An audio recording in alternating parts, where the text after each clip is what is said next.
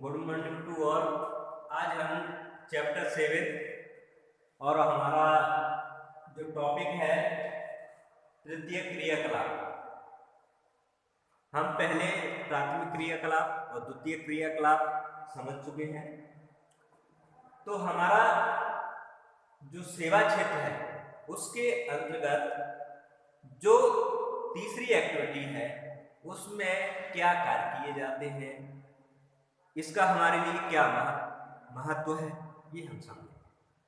तो उदाहरण के लिए हम समझेंगे कि जैसे हमारा स्वास्थ्य खराब हो जाता है तो हम एक डॉक्टर के पास जाते हैं, तो वो हमारा जो सेवा दे रहा है डॉक्टर, तो वो हमारा तृतीय क्रियाकलाप के अंतर्गत आएगा। दूसरा एग्जाम्पल ले लीजिए, अगर कोई कोर्ट केस फंस जाता है, हम किसी वकील के पास अपनी सेवा लेने के लिए जाते हैं, तो वो वकील हमें जो सेवा दे रहा है वो तृतीय क्षेत्र के अंतर्गत आता है।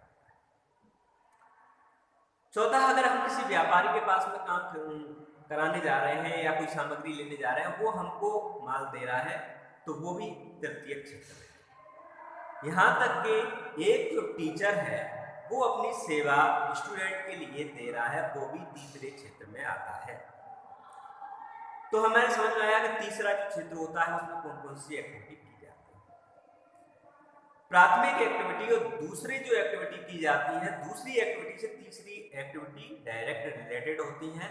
बस सिर्फ इतना अंतर होता है कि दूसरी जो एक्टिविटी होती है उसमें जो कार्य किया जाता है, जो व्यक्ति करता है, वो इतना ट्रेंड नहीं होता जो तीसरे क्षेत्र में व्यक्ति ट्रेंड होना अत्यावश्यक होता है, तभी वो अपनी सेवा दूसरे के लिए, सामने वाले के लिए दे पाए। जो हमारी तृतीय जो क्षेत्र है उसमें उसको हमने कितने क्षेत्रों में डिवाइड किया है, किस प्रकार की सेवा ली जाती है, ये हम एक चार्ट के द्वारा समझें। हमारा जो सेवा सेक्टर है उसी के अंतर्गत आती है तृतीय क्रियाकलाप। तो तृतीय क्रियाकलाप को हमने चार काम बताया। पहला है हमारा व्यापार एवं वाणिज्य। तो व्यापार हमारा फुटकर भी हो सकता है और थोक भी हो सकता है। तो व्यापार जो हमारा होता है थोक, यानी कि जो होलसेलर होते हैं वो ज्यादा माल रखते हैं, अपने गोडाउन में रखते हैं और वो फुटकर व्यापारियों को बेचते हैं, जो हमें बाजार में मिलता है। तो उसको अपन जो बाजार में, गलियों में, हमारे व्यापारों में जो माल सजता है उसको हम लेने जाते हैं, उसको हम फुटकर व्यापार बोलते हैं। दूसरा है हमारा परिवहन। परिवहन सड़क, जल और वायु, ये हमारे परिवहन के साथ है। अब थल परिवहन को हमने क्या है, रेल जाल में भी बांट दिया है, सड़क जाल में भी बांट दिया है, और जल हमारा आंतरिक और बाहरी और वायु इसी तरह। तो पहले हम समझेंगे कि रेल जाल तंत्र विश्व की तीसरे नंबर का जाल तंत्र हमारे इंडिया में बचा है, और इससे हमारे रेल से क्या है कि यात्रियों को भी एक स्थान से दूसरे स्थान पर पहुंचाया जा सकता है और माल को भी एक स्थान से दूसरे स्थान पर पहुंचाया जा सकता है। इसलिए ये हमारे लिए भी, और ये क्या है, हमारे राज्यों को भी एक स्थान से दूसरे स्थान पर जोड़ता है और इंटरनेशनल भी रेल मार्ग है। जैसे पाक के लिए भी हमारे क्या है कि रेल मार्ग अच्छी कभी चालू होती है, कभी बंद होती है।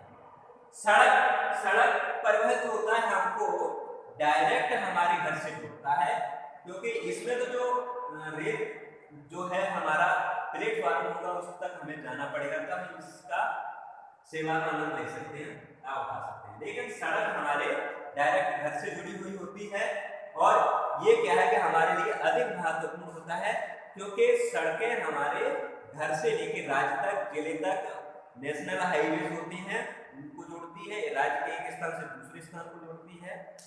राज्य भी होते हैं, एक राज्य के अंदर ही सेवा देती है, जिले छोटी सड़कें भी होती हैं, लिंक रोड होते हैं।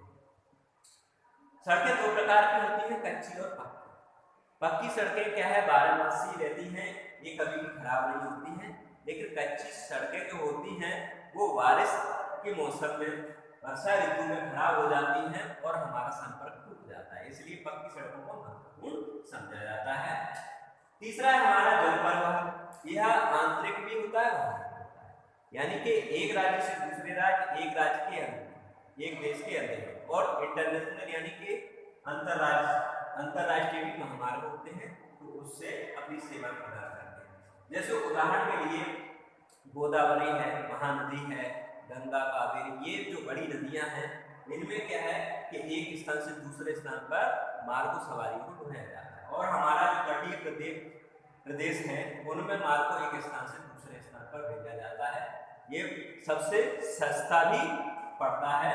और अगर हम चारों मार्ग में अगर कहें कि सस्ता सबसे कौन है तो जल मार्ग ही होता है। और एक स्थान से एक देश से दूसरे देश यानी हमारे बंदरगाह है उससे क्या है मार्ग उतरता है और दूसरे देशों को भेजा जाता है, तो उसको अंतर्राज्यीय जलमार्ग भी बोलते हैं। इसी प्रकार वायु मार्ग भी हमारा दो प्रकार का होता है, सवारी भी भेजी जाती है, माल को भी भेजा जाता है और आवश्यक डॉक्यूमेंट्स, आवश्यक सूचना है वो भी हमारे वायु मार्ग से। तो ये हमारा परिवहन हमारे लिए इसी प्रकार महत्वपूर्ण है जिस प्रकार जो हमारे शरीर में शिरा और धमनी होती है तो वो क्या है कि हमारे पूरे शरीर में रक्त का संचार करती है, आनंद प्रदान करती है, तो हमारा शरीर महत्वपूर्ण और स्वस्थ रहता है। यदि इसी प्रकार जो हमारे मार्ग हैं, जल मार्ग है, थल मार्ग है और सड़क है, ये क्या है इसी प्रकार माल को एक स्थान से दूसरे स्थान पर पहुंचाती है जिससे हमारा देश महत्वपूर्ण बनता है, समझ में आया। लास्ट में हमारी संचार है तीसरे नंबर का। और संचार जो हमने 3 भागों में परिवहन के साधनों से भी जो हमने अभी जो हमारे परिवहन के साधन है जिससे हम सामग्री और सूचनाओं को एक स्थान से दूसरे स्थान को पहुंचा सकते हैं, तो ये भी हमारे संचार के साधन हैं। प्लेन है, वायुयान है, बस है, ट्रेन है, तो इससे हमारी डाक सेवाएं और हमारा माल और हमारी सूचना एक स्थान से दूसरे स्थान पर पहुंचती है।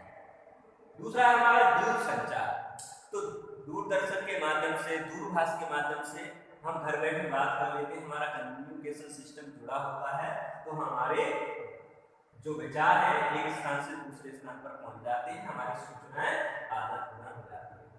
हमारा दृश्य श्रव्य यानी कि वीडियो, जिस चलचित्र होते हैं जैसे टेलीविजन हम देखते हैं, रामायण देखते हैं, महाभारत देखते हैं, मूवी, नाटक, या फिर हम अभी जैसे ऑनलाइन शिक्षण चल रहा है तो हमारा जो आप वीडियो देखेंगे ये भी क्या है चलचित्र और श्रव्य दृश्य, यानी सुनाई भी दे रहा है और दिखाई भी दे रहा है, तो ये श्रव्य दृश्य और चलचित्र के माध्यम से भी हमारा कम्युनिकेशन होता है, तो ये हमारे संचार के साथ।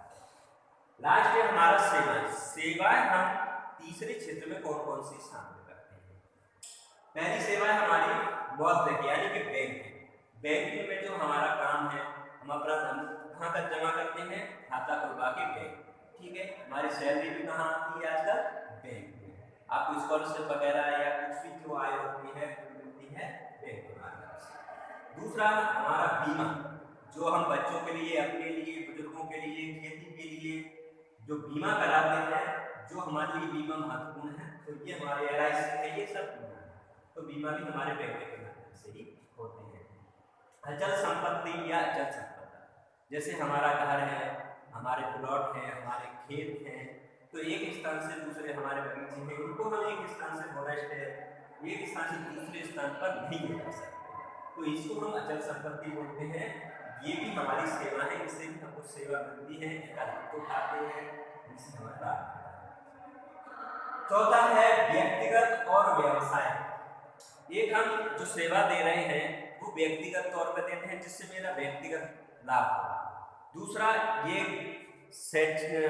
गवर्नमेंट का भी हो सकता है, सरकारी भी हो सकता है, तो हम सरकार को सेवा देंगे, इसके बदले में हमें सरकार सैलरी देगी, तो ये हमारा सरकारी काम। ये हमारा गैर सरकारी होता है, जो प्राइवेट सेक्टर में काम देंगे तो वो हमारा प्राइवेट सेक्टर होता है। तो ये हमारे तीसरे क्षेत्र के क्रियाकलाप थे जो हमने समझे, ये हमारे लिए महत्वपूर्ण है।